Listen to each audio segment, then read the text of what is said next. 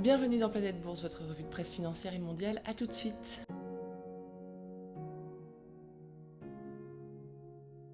En Europe, la reprise britannique est poussive pour Land Securities Group. Le propriétaire de commerces et bureaux, l'un des plus grands du Royaume-Uni, a perçu seulement 2/3 des loyers dus en mars.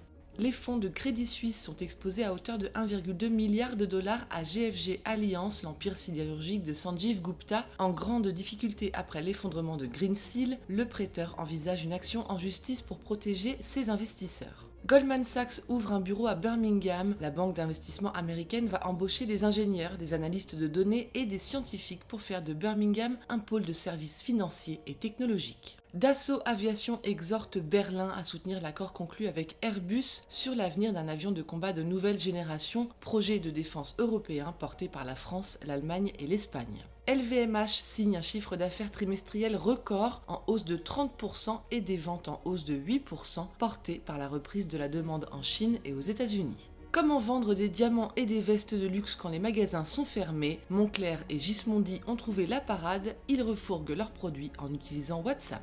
Aux États-Unis, Johnson & Johnson retarde le déploiement de son vaccin en Europe après que les agences sanitaires américaines ont demandé une pause dans l'utilisation du vaccin sur les Américains. Et on apprend pourtant dans Reuters que la Belgique décide, elle, de continuer d'administrer ce vaccin.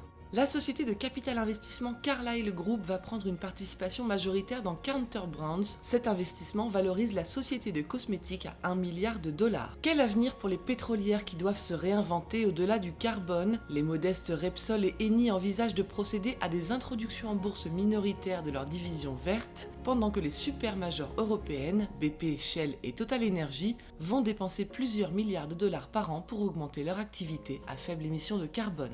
Epic Games vaut 28,7 milliards de dollars. Le créateur de Fortnite a levé 1 milliard de dollars et compte désormais Sony Group, Walt Disney Company et Tencent parmi ses investisseurs. Et 24 millions de dollars, c'est ce que Facebook a dépensé en 2020 pour protéger son fondateur Mark Zuckerberg et sa famille, selon le Times. En Asie, le PDG de Toshiba démissionne de ses fonctions. L'annonce fait suite à la proposition de rachat de CVC Partners et à 3 années difficiles marquées par des questions de gouvernance et l'opposition d'actionnaires activistes. 34 groupes technologiques chinois ont reçu un ultimatum de Pékin. Ils ont 1 mois pour corriger leurs pratiques anticoncurrentielles et s'aligner aux demandes des régulateurs. S'ils ne veulent pas subir le même sort qu'Alibaba, Tencent, ByteDance et Meituan sont concernés.